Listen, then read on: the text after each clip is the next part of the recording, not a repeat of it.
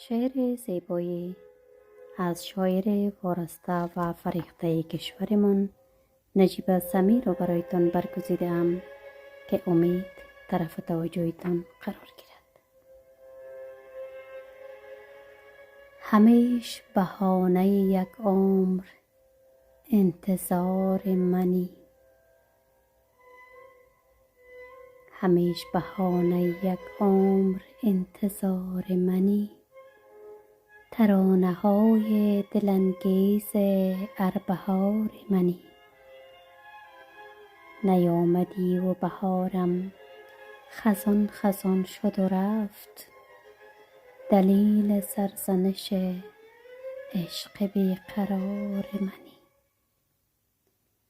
نگو که دوری تو هیچ بی اثر شده است، نگو که دوری تو هیچ بی اثر شده است. خمیده قامت من کاج استوار منی. به یاد گاهی امان شام عاشقانه و من نگاه نموده و گفتی که کردگار منی. چه بیقرار بود شهر عشق و خانه دل، مگر نگاره این شهر و شهریار منی.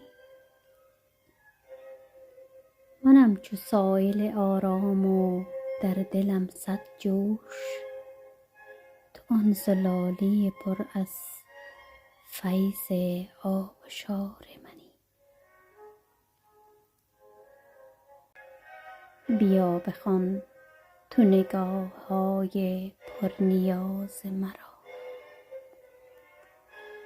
بیا بخوان تو نگاه های پرنیاز مرا.